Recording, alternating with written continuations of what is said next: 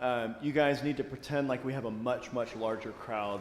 Just make a lot of noise, drop things, lots of questions.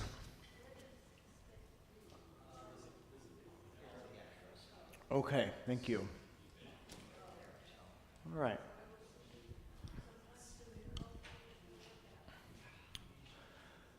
Well, we'll go ahead and get started. The first week of Episcopal 101, I like to talk about how the Episcopal Church got here. And then in subsequent weeks, we'll sort of dive more deeply into certain things about the church. You know, like, what does it mean when we baptize in the Episcopal Church? What does Eucharist mean in the Episcopal Church? Things like that. But this is just kind of like Fun History Day. Not Drunk History Day, Fun History Day, where we just kind of talk a little bit about where the Episcopal Church came from. So, as with all things Episcopalian, it depends on who you ask, right? Where the Episcopal Church came from. But really, it is a product of the Protestant Reformation. The Episcopal Church wouldn't be here without the Protestant Reformation. So I kind of think this is kind of where the Episcopal Church's story begins, is with Martin Luther and the Reformation in 1517.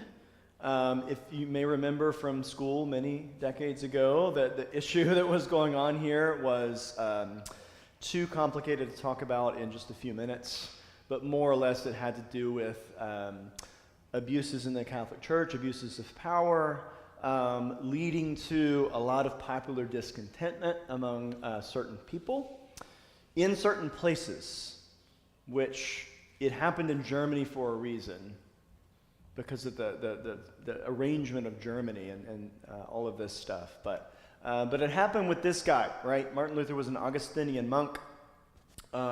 He wanted to stay Roman Catholic. He did not want to start a new church. He certainly never wanted a church to be called Lutheran. That was totally, not really his goal. But that's one of the funny things about history. It ends up happening. The main thing you need to know about the connection between Luther and then the Church of England, that our church, the Episcopal Church, is descended from, I would say the main thing has to do with language. So Luther gets put in prison for translating the Bible into German so that common people could read it. People in general kind of knew still what was happening in the Latin Mass. It's not that most people were completely unaware, but reading the Bible in particular, it sort of had a fence around it. I mean, it literally did in some churches. It was chained up. The town would have only had one copy of the Bible, and so people just didn't have access to it. And so everything they knew about the scriptures was filtered through the lens of the church.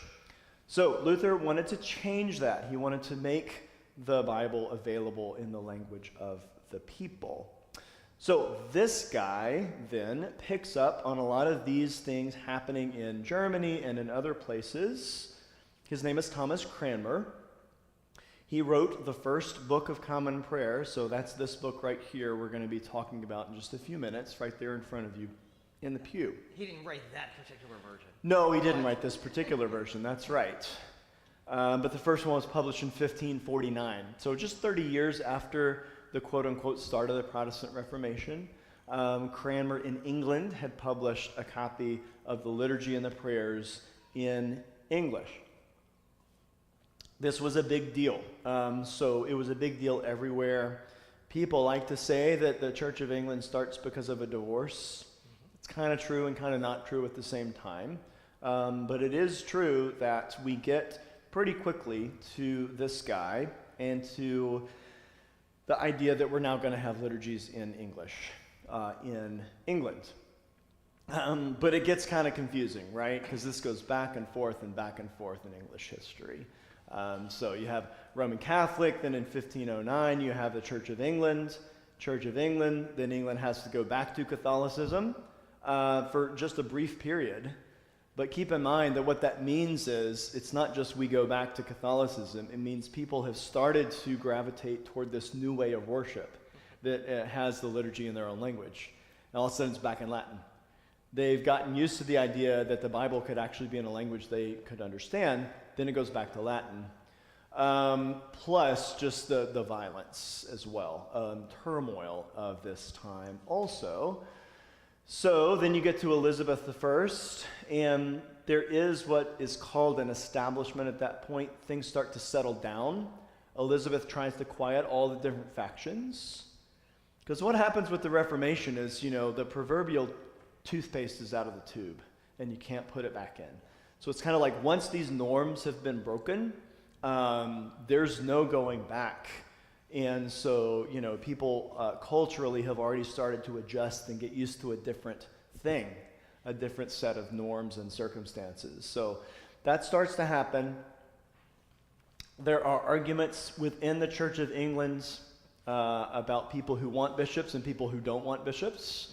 There are arguments about theology and practice. So a lot of that leads to an English Civil War that gets pretty ugly as well. Because, Father Andrew, Yeah. the liturgy that's happening, Yeah. even though Thomas Cranmer translated things into English, did borrow things that were broader in the Reformation, much of it would have been very similar in terms of the order of the service to those that had worshipped with the Latin Catholic Mass. Yeah. So it wasn't a radical shift. Right. So once you get to this sort of debate with Calvinism, well, now you start getting a little bit more of that happening. Mm-hmm. Yeah. Yeah, exactly. You get different forms of worship popping up, different ways of doing things, and we're going to look at that here in just a minute as well. So the Book of Common Prayer then, first written in 1549, and so then the edition that gets at the end of this chart here, that gets kind of like codified as the official one, is 1662. So to this day in England, the 1662 is still the official Book of Common Prayer. That's what's used when they, have a new king. They still pull out the 1662 Book of Common Prayer. And that's not the case here, and we'll talk about how and why that happens.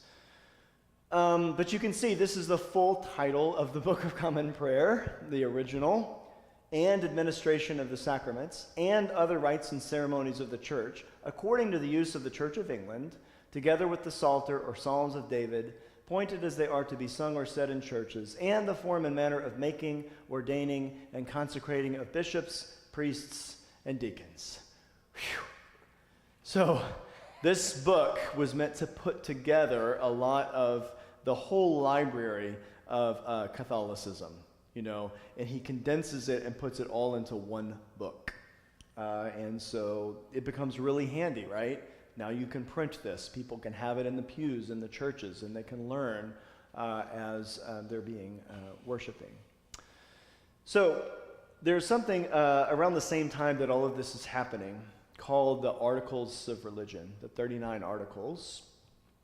Up until the 1800s, by the way, if you went to college in England, so Oxford or Cambridge, you had to sign these and say that you believed all of them to the letter.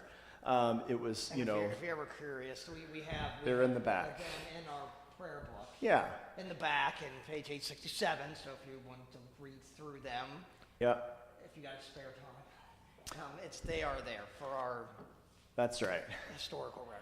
The 39 articles were written to say, these are all the ways in which the Church of England is not the Catholic Church. So they are a pretty Protestant document. They were meant to distinguish the Church of England from the Catholic Church.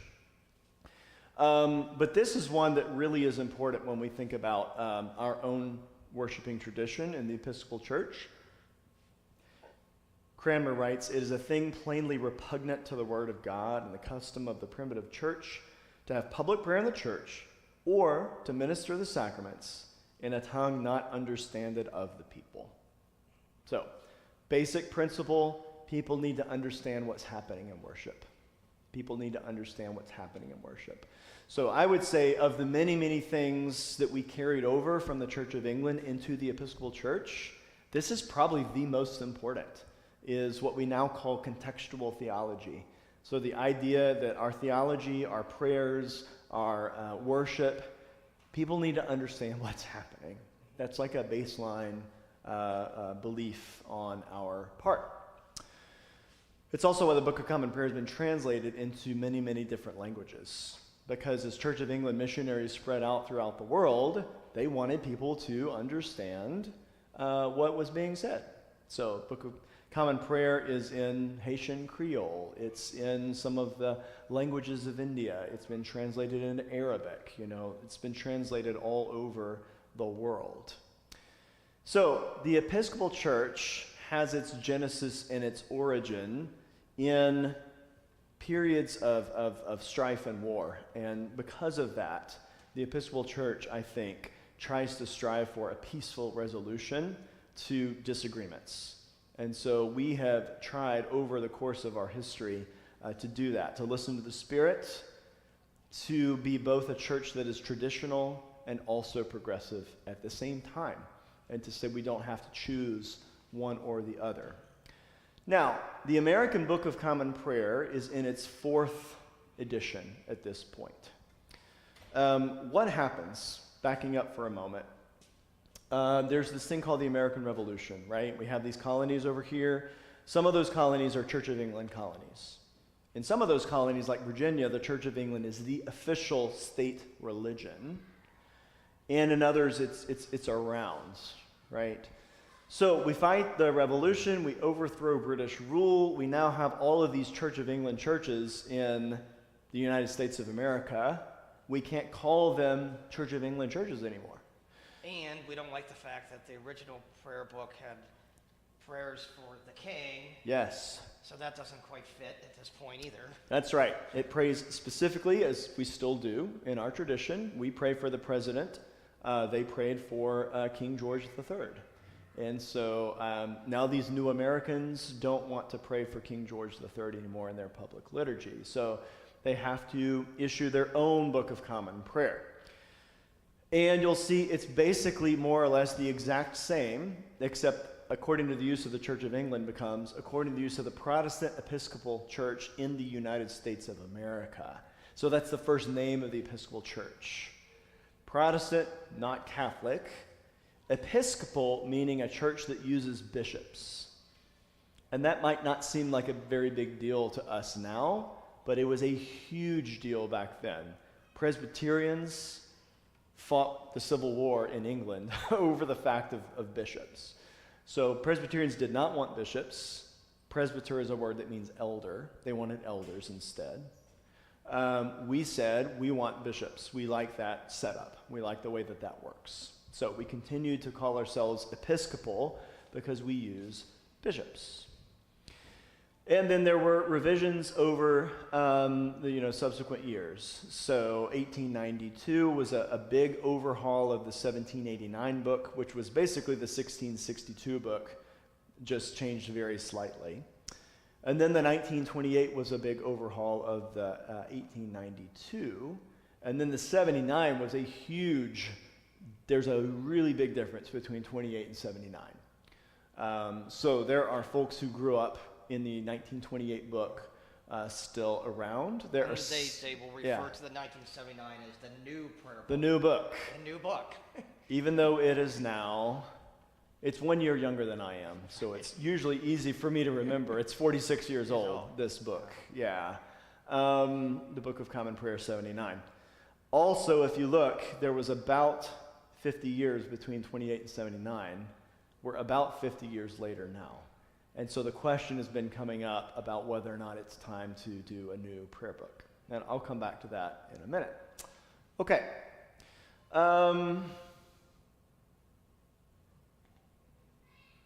Okay, this is from the original 1789 Book of Common Prayer. And you can tell by what they said that they wanted to basically say, we're going to be like the Church of England with only very minor changes. This church is far from intending to depart from the Church of England in any essential point of doctrine, discipline, or worship, or farther than local circumstances require. So again, they said, we're going to be like the Church of England still, just in America. And that's going to be the difference. There are some big differences between the way that Episcopalians used to worship and the way that we worship today. One of these is that the original Book of Common Prayer had the minister standing at what's called the north end of the altar. So there's not very many pictures or paintings of this because, it's... Do you want to explain, Father Andrew, what north Yeah. and south and east and west, what does that all mean? So originally churches were all built facing east, and if they weren't literally facing east, we still call this liturgical east, liturgical west. So we have a compass, right? We have north, south, east, and west.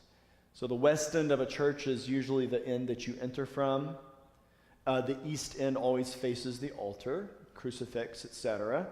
The north end is this, and the south end is this. So no matter what direction the church is actually constructed to point, we still use these terms sometime.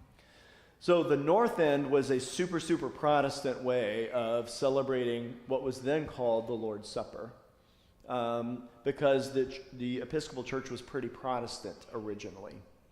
And so the minister would stand here at the north end of the altar so that they were not the focus, so that they would be sort of out of the way, and so that the people could see what was happening on the altar. Because the altars used to be against the wall. Because the altars were against the wall, so the priest would have been standing You'll here. still see that, yeah. And if I'm standing here and I'm in front of the altar, you guys can't see what's going on. So again, a Protestant thing is, we don't know what the priest is doing in the Catholic Church. It's mumbo jumbo. It's Latin. It's hocus pocus, which comes from Latin, when the priest would hold up the wafer and say, "Hoc est corpus meum," this is my body. So we get the phrase hocus pocus from that. Like something crazy is happening. We don't know what's going on. So again, the point was we want to show people what's happening. We don't want any secrets. We want to display openly what we're doing in church. And so that's why they did that. Yeah. There were some other changes over the years in the prayer books. So we sort of moved away from sort of the more pitiable language to more contemporary language. So instead of saying, "O holy, blessed, and glorious Trinity, have mercy upon us miserable sinners," we just said, "Have mercy upon us," right? So changes of language over time. This was a prayer that used to be in the old prayer book for Good Friday, and it is no longer used. "Have mercy upon all Jews, Turks, infidels, and heretics, and take from them all ignorance, hardness of heart, and contempt of thy word. And so fetch them home, blessed Lord, to thy flock, that they may be saved among the remnant of the true Israelites, and be made one fold under one shepherd." This, as well as other things I'll talk about in a minute, show that the Episcopal Church has been willing to confront shameful, outdated, outmoded theological concepts, and to say, actually, this is not the way that we understand the gospel today. It's maybe a way that people did in the past, but we don't understand. The Spirit is not telling us that this is the way things should go anymore. So we changed it. We got rid of it. Between 28 and 79, there were a whole series of these books called prayer book studies. And basically, the Episcopal Church, did like social marketing.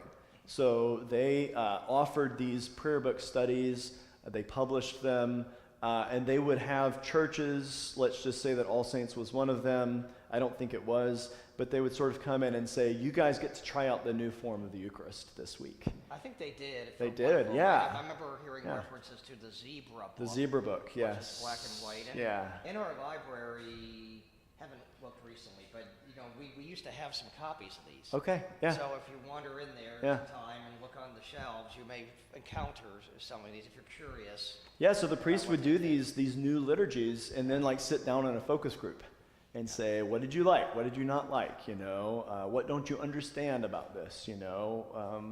And so this happened over a period of about 20 years until the 79 prayer book shows up.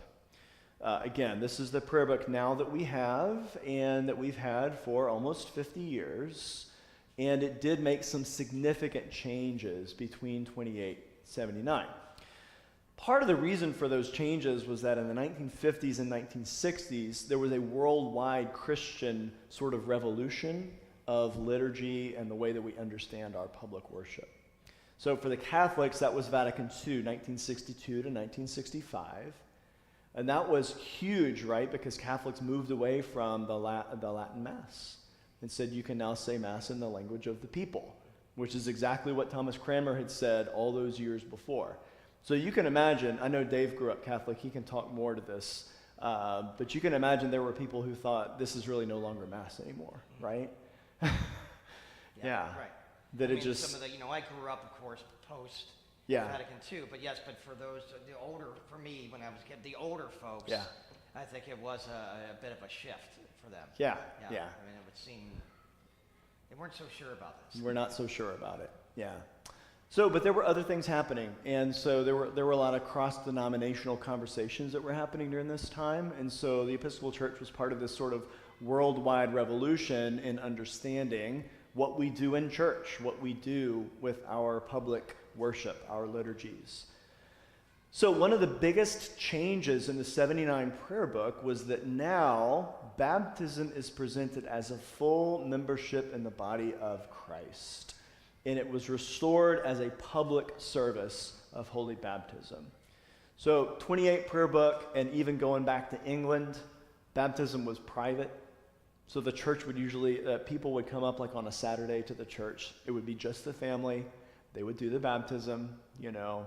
And you can still find churches where they have a baptistry, which is a room tucked in the back someplace. Yeah. With the font, with enough room for parents and godparents, and the priest, and that's about it. Yeah. So a new thing was the idea that, and actually this was the practice of the ancient church.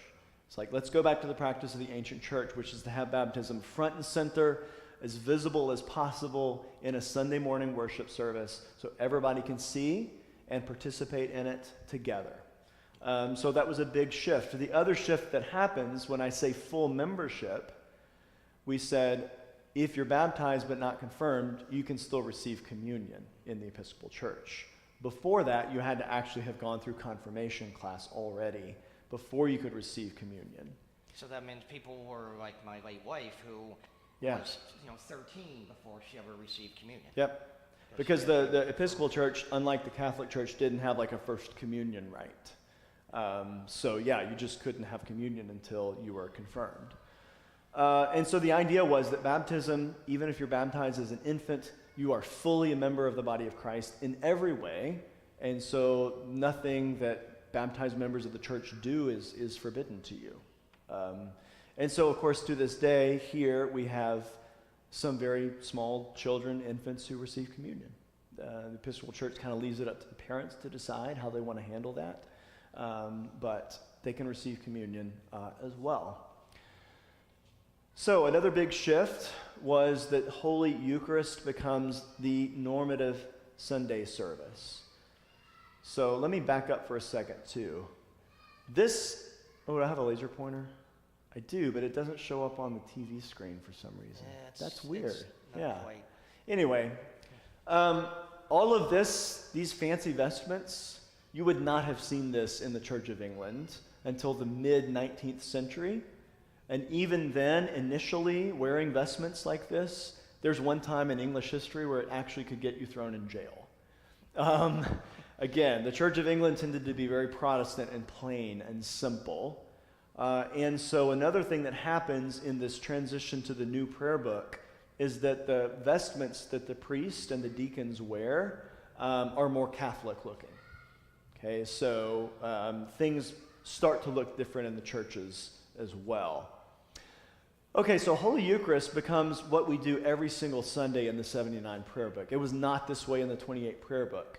Episcopalians had communion once a month. And the normative service was what's called morning prayer, which is a lovely service of canticles and songs and scripture readings and a sermon, but no communion. And so again, as part of that liturgical renewal movement, the Episcopal Church said, actually, we need to recover the practice of the early Christians. And it seems like every time that they met, they did the Lord's Supper. They had Holy Communion. And so that's what happens for us as well. And I think you still had, from my understanding, you still had some holdouts when the prayer book was new. But I think at this point in time, probably every Episcopal church has Eucharist every Sunday. I mean, there may be some exceptions, but rarely. Something we used to do at my previous parish was on a fifth Sunday we would do morning prayer, just so people kind of got a flavor for it, and it would give the altar guild a break from doing what they do every single week. But yeah, so that was a big shift as well. So baptism and Eucharist take a much more prominent and public role now in the church than they ever had before. Church governance in the Episcopal Church. So I wanted to talk about that a little bit as well. I know that you have never done this, but some people sometimes call the Episcopal Church Catholic Light, which of course grates on my nerves immensely. I would say we're Catholic heavy, actually. But our worship is very similar. And so some people assume sometimes that our governance is also similar. And it's not at all, actually. So we have a very different form of governance than, say, Roman Catholicism, which still has a very strict hierarchy, right? With the Pope and with the cardinals and with the archbishops, down to the bishops, down to the priests. Because we were a church forged at the time of the American Revolution, we said, bicameral legislature. Who doesn't love a good bicameral legislature? So we have two houses, just like we have the House of Representatives and the Senate. In the United States government, we have the House of Bishops and we have the House of Deputies. So the House of Bishops is obviously all the bishops of the church. The House of Deputies is made up of lay people and clergy. So lay people and deacons and priests. Who are elected by their individual diocese. Right, so there's a democratic element to all of this. We'll talk about diocese later, but basically Yep. it's a very democratic process. And as Father Exactly. we'll talk about, that's how it works at these conventions. Yes. So if we're going to make any big changes in the Episcopal Church, for example, when the decision was made to offer a marriage rite that did not have genders named in it, in other words, a marriage rite that we could use for anybody. We could use for same-gender couples, we could use for opposite-gender couples, anybody who wanted to get married. That went through General Convention. So General Convention meets every 3 years, and any really big changes that happen to the prayer book or to the liturgy, they have to have 2 readings at General Convention, so they have to be approved twice. So it does take a while for things to get through, but once they're through General Convention, there's a vote. We have the House of Deputies vote and the House of Bishops vote, and then amendments to the Book of Common Prayer and other changes can be made at that time. So, for example, the same-gender marriage liturgy is still not considered to have Book of Common Prayer status, but it will next year in 2027 when it gets its second reading. So the liturgy's been around for a while. And initially, it was one of those things that often happens. It said you have to get permission from your bishop to use this because it's new and it hasn't sort of gone through the legislative process. Now, though, anybody can use it, and as of next year, it will be normative. It will be part of the Book of Common Prayer. Are we going to print new books of Common Prayer? We are not. We are probably never going to print new books of Common Prayer because how often do you see us using it here, for example? Right? All of the stuff is in the bulletin. It's all taken from the Book of Common Prayer, but the trend is for churches to just make all of this stuff available online and to say, this all has Book of Common Prayer status, priests use it as you will, and then we put together the liturgy in our bulletin. And in fact, the Book of Common Prayer is available online. It is, Yes, that's right. domain, Yeah. It's online, so it's very accessible that way. Although it's nice to have a hard copy too, but... It is nice to have my guess is that in 50 years, you probably will not see hard copies of the Book of Common Prayer anymore. We'll just have replaced them completely with other liturgies. So we don't have an archbishop. So in some churches, so there's lots of churches now across the globe that have a relationship to the Church of England, right? So there's like the Church of Nigeria, there's the Church of Uganda, there's the Church of the Southern Cone. There's like all these different churches that are kind of Anglican. Some of them have archbishops, but as the Episcopal Church, we said we're not going to have an archbishop. So again, the final authority in the Episcopal Church is General Convention. We do have a presiding bishop, but that person... I'm just going to, sorry to interrupt, but I was just going back that talk about the term Anglican. Yeah. Right. So if you hear that term Anglican, really just means that heritage that comes from the Church of England. And there is this thing called the Anglican Communion, of which is the sort of loose body of the various Anglican churches throughout the world, who are all independent, but yet sort of share that common heritage, and they do come together periodically to discuss various issues, etc. Yep. The Anglican Communion meets once every 10 years at Lambeth Palace in England. And you may have seen a few weeks ago the installation of the new Archbishop of Canterbury, who is female, which is quite shocking because the Church of England has actually lagged behind the Episcopal Church in allowing women to be ordained. And they still do not allow a public marriage of LGBTQ folks in the Church of England. That has not happened yet in the Church of England. So it was surprising, a good surprise, that we have a female Archbishop of Canterbury. She does not have any authority over the Episcopal Church, however. So our highest authority is General Convention. Sometimes the Archbishop of Canterbury is sort of seen as the spiritual head of the communion. Yeah. But again, no authority. Right. We are our own church. Yep. So we pick somebody who's going to basically be the CEO of the organization, and we call them the presiding bishop. Episcopal Church headquarters is in New York City, so they manage the office staff at the national church headquarters. That's like half of their job, right? And then half of their job is to be the figurehead. And so they issue, statements about the war in Iran or about things that are happening around the world. They show up at ecumenical installations and gatherings and things like that with people from other churches as well. So the guy in the middle is our current presiding bishop. His name is Sean Rowe. We pray for him every week by name. The guy on the right is Michael Curry. So he was the previous presiding bishop. And the woman on the left is Catherine Jeffert Shorey, and she was the previous one. So this is the three most recent presiding bishops of the Episcopal And they Church. serve for 8 years? 8 years, I think. 10 yes. years? 8 to 10 years, somewhere around there. Yeah. So again, there is a limit. I mean, There's a limit. They're not there for life. I mean, it's a limited Yeah. time period. And So they have to give up their diocese when they're elected. So like Bishop Sean used to be the bishop of Western Pennsylvania. And so now Western Pennsylvania has been looking for a bishop ever since he got elected. Used to, that was not the case. Used to, they would actually retain their title as the bishop of wherever. And they would, again, just be largely a figurehead.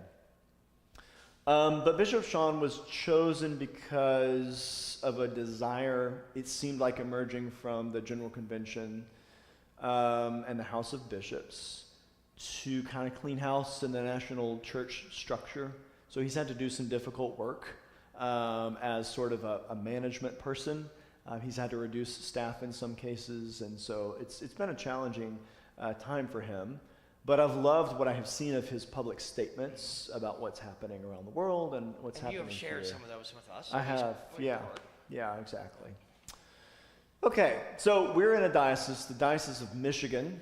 So what is a diocese? Yeah, a diocese is just a geographical boundary, and the bishop is the person who has the jurisdiction in the diocese.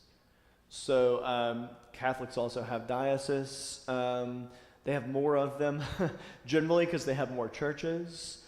And so some of our diocese is just like a whole state. So we have the Diocese of Wisconsin. The Diocese of Michigan is actually just this little corner here. So it's it used to be the whole thing. It used to be the whole thing, but they had to break Michigan it up. Became its own diocese. And then at one point, the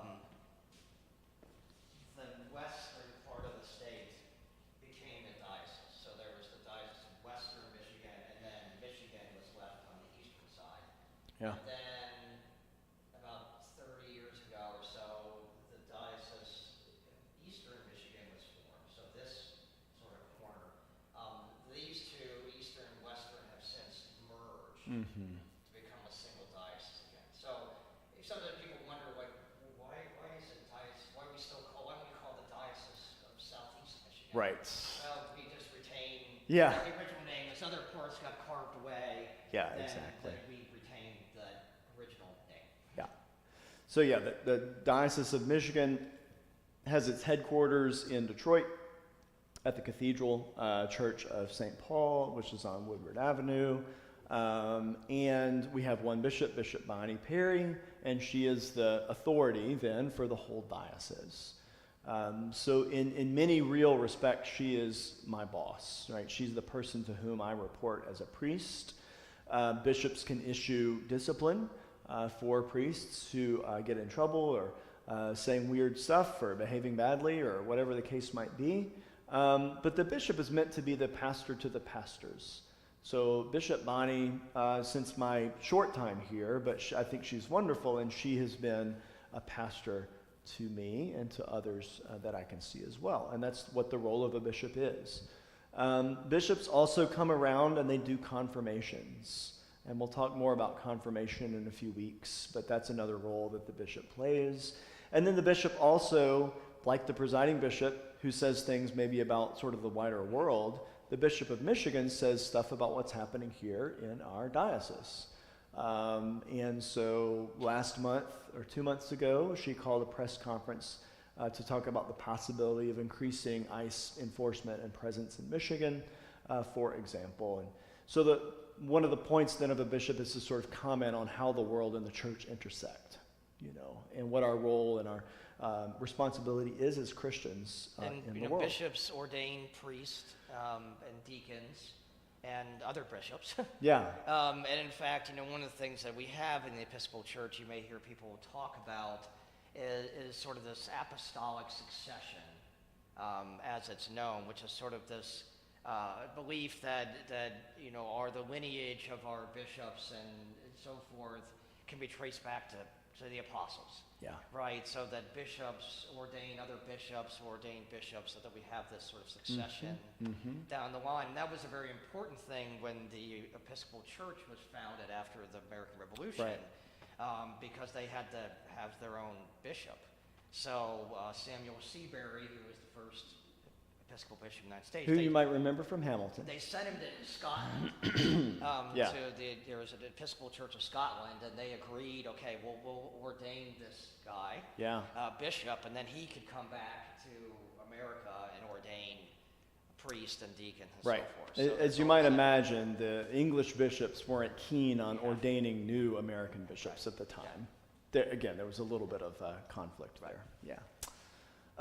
So I like to talk about reckonings in the Episcopal Church for a couple of reasons. I came to the Episcopal Church from a different tradition, so I was raised in the Southern Baptist Church for the first 20, 25 years of my life. It's had its own reckonings with the past to address, to come to terms with, but I think a lot of us who are converts to the Episcopal Church sometimes don't know that it too has a mixed record and a mixed heritage and past. Because I want to say, as I do, it is great, and it's the church that basically helped me to rediscover my faith, and it's been obviously very important to me in my life. But it too is a church that has existed in history and has responded to things that happened in history, sometimes in good ways, sometimes in bad ways. So, during the Civil War, for example, and this happened in a lot of American denominations, the Southern Baptist Convention was formed in 1845. It split with the National Baptists over the question of slavery. So this happened in the Episcopal Church as well. I didn't know this for a long time. Again, I just assumed that the Episcopal Church never had a problem. But this is not true. I have visited the church at which this happened on a civil rights pilgrimage a couple of years ago. Went to Montgomery, Alabama. And so you can go to the Episcopal Church where the Protestant Episcopal Church in the Confederate States was founded. And so there was a Confederate version of the Episcopal Church. And it lasted throughout the end of the Civil War. To their credit, Episcopalians rapidly reunified after the Civil War. But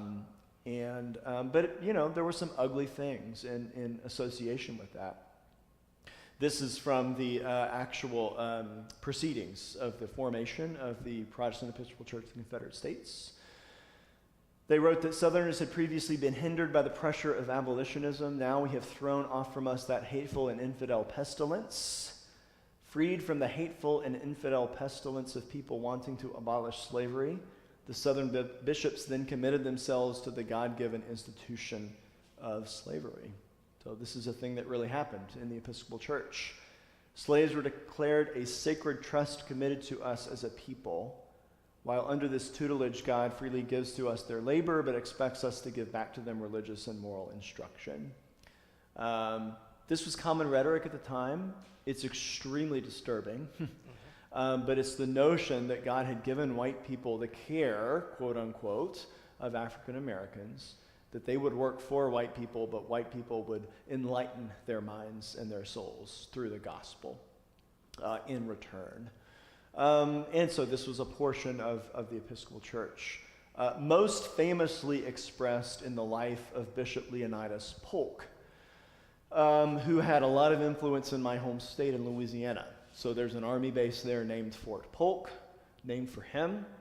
The church that sent me to the priesthood in Louisiana was built by Bishop Polk, as many, many Episcopal churches were. He's also the co-founder of the University of the South, Sewanee, which is now one of our 3 central Episcopal sending seminaries as well. And they've done a lot of work to come to terms with that history as well. Bishop Polk, so he was a bishop, obviously, in the Episcopal Church, and then he became a general in the Confederate Army. And he said, these are his words, that he put the army uniform on over his stole. So, yeah, he was clear on where his priorities lay. And then he was killed in battle. As you see there, his death date is 1864, so he was killed in battle. But if you go throughout the South, from basically Louisiana, kind of a swath up to Tennessee, you will see many Episcopal churches that owe their existence to Bishop Polk. This is St. John's, where I visited on the Civil Rights Pilgrimage that I was telling you about. And then this is the church that I was sent from in Louisiana to become a priest, consecrated in 1858 by the Right Reverend Leonidas Polk, the first Episcopal bishop of Louisiana. During the war between the states, you can tell who wrote this plaque. The church was used as a guardhouse and hospital by Union troops. So, there you go. So I'm fast forwarding. Before we get to that, go ahead. I was to say, sort of reference to Philadelphia. Yep. So lest we think that only these kinds of things happened in the South. In the North, I mean, we don't have necessarily the same legacy of slavery. Yeah. But discrimination, of course, existed. And in fact, the first African-American Episcopal priest, Absalom Jones, from Philadelphia. But you may be familiar with the African Methodist Episcopal Church, the AME Church, which has its origins from a congregation in Philadelphia who were tired of being put up in the balcony, being treated as second-class citizens, but then went off and formed their own congregation, ultimately denomination. So it's not just a Southern thing. No. We reckon with these things everywhere in the country. Yes, for sure. So I am fast forwarding a bit for the sake of time, but in 1974, and they've now, by the way, produced a documentary about this, there were 11 women who were ordained as priests in the Episcopal Church. So they were the first 11 female priests ordained in the Episcopal Church, called the Philadelphia 11. They were ordained irregularly, which means their ordination was valid because they were ordained by an Episcopal bishop, but not by their diocesan bishop, which is the way that we would normally do things. So if someone comes up through this diocese, they're going to be ordained by Bishop Perry. These folks were ordained by retired bishops who believed that they needed to be ordained, and so they had this public service. These women are wearing bulletproof vests under their vestments because there were death threats that day. given to them, again, by Episcopalians, and nevertheless, it seems that over time, the Episcopal Church was one of the first major Protestant denominations to ordain women. And in most dioceses now, women make up roughly half of the priesthood. So this is something the Episcopal Church has been working on for a long time, for gender equity and gender parity. I mean, there was a time where there were some a few diocesan bishops who would not ordain women, but I think that's probably not. They have to now. Now. It's general convention. It's all there. I think there were 4 dioceses at one point. That's maybe right. 20 years ago. Yeah. That were given exceptions. Yep. But. Yeah, and so now, even though the number of female and male priests is roughly equal in most dioceses, the pay is not. And again, that's because there are fewer female rectors than there are male rectors. So the rector is the chief priest of a church. So if we were to hire more clergy, we would have an associate or an assistant rector, but I would still be the rector. So there have been fewer rectors that we're trying to rectify that. You see what I did there? Yes, I got it. Yeah. Rector? Rectify. Okay. The Episcopal Church today, I'd just like to show some slides to sort of talk about what the church looks like across the country. And actually, this is kind of odd, but the Episcopal Church has a diocese in Europe. So there is a diocese in Europe. There are Episcopal churches scattered throughout France and Germany and a few other places in Europe. And if you were to go to them, they would worship in English, and they're largely there for American expats. But they are Episcopal churches. The current bishop of that diocese came from this church. So Mark Eddington grew up in this church and then became the bishop of, they call it the Convocation of Episcopal Churches in Europe. We also have a diocese in Haiti, which is actually by population our largest diocese.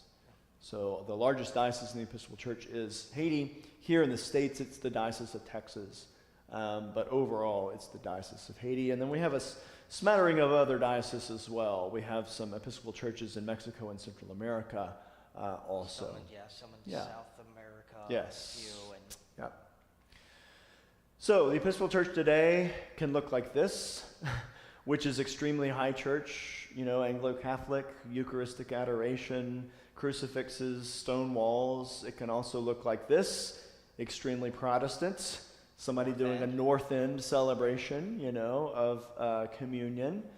It can also look like this, right, with a band and screens and that sort of thing. It can look like this. So there are many historically African-American congregations in the Episcopal Church. And there's the Union of Black Episcopalians, which is the group that kind of advocates and oversees Black Episcopal churches. And so the Episcopal Church is the province of the Anglican communion in the U.S., Cuba, Haiti, Puerto Rico, Micronesia, Taiwan, Colombia, Dominican Republic, Central Ecuador, Honduras, and Venezuela. So these are all places that have a diocese within the Episcopal Church as well. And then I know it's very small, but this is a map of the Anglican communion. And so it shows everywhere where there is some presence of an Anglican church that in some way traces its lineage back to the Church of England. So you can see there's, in France and Germany, there are also Church of England churches. That's why it's split. So you got Church of England churches and Episcopal churches in some places. Big presence in India, as you might have expected, anywhere where the British had a lot of influence during the Empire days. There are Episcopal or Anglican churches scattered all over the place. And the biggest, I mean, you probably heard it, but this is this congregation of Episcopal churches in Europe, right? So that's why it's. Yeah. I mean, it makes it seem as if this is all a huge number of churches. It does, yeah. There's probably like maybe one, I don't know, in Russia. Yeah. I don't think we have any in Kamchatka, so no. So to sort of summarize, what the Episcopal Church looks like today, The mission of the Episcopal Church is to restore all people to unity with God and each other in Christ. We follow Jesus into loving, liberating, and life-giving relationships. This was a language that Bishop Curry liked to use. Loving, liberating, and life-giving relationships with God, with each other, and with the earth. And so this is the homework, so to just think about some characteristics of Anglican spirituality as you have seen and practiced them so far in your journey in the Episcopal Church. What does prayer look like for us? What does public worship look like for us? What are some of the most meaningful things about the Episcopal Church to you? If you had to give an elevator pitch for the Episcopal Church, what would it look like? 60 seconds. What's the shtick? How are you going to tell people about your church? What would you tell people about All Saints or about the Episcopal Church? And then how does someone become an Episcopalian? The last one is very easy. As I said this morning during the announcements, if you're here, you basically already are an Episcopalian, whether you like it or not.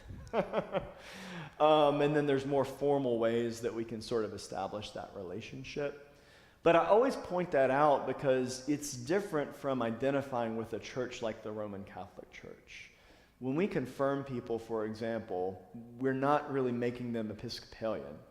We're confirming them in what we say is Christ's one holy Catholic and Apostolic Church.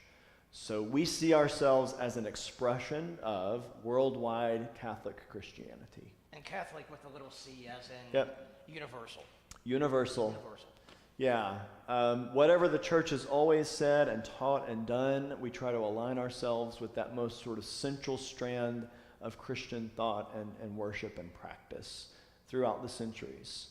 And so, again, there are ways that you can formalize your relationship with the Episcopal Church. But by and large, we're not really about making people Episcopalian. We're about welcoming them into Christ's one holy Catholic and Apostolic Church. With, again, this is a very Anglican thing, with a particular local expression of that, right? So that's always been the Anglican thing. From Thomas Cranmer up until now, what does the community look like that we're serving? And so we'll contextualize our worship, our theology, and our practice for that local community. Okay. We have 4 minutes. Anything you want to say? I know the fewer people there are, the less likely people are to say anything. And you can catch me on the way out, too. Yeah? That is a very good question. Yeah. I'm going to have to look it up. If Leonidas Polka is related to President Polk. Yeah, I wondered that, too. Yeah, I was thinking the same thing. Right. That's okay. That's all right. Yeah. You can, because I've got your address now. Yeah. Yeah, so let's do that. I'll take those up and I'll send these questions and the whole slide deck out to you. Yeah, you could do that. Anything else for now? Okay. I'm going to go stop the live stream so it doesn't just keep going and going and going. All right. Thank you.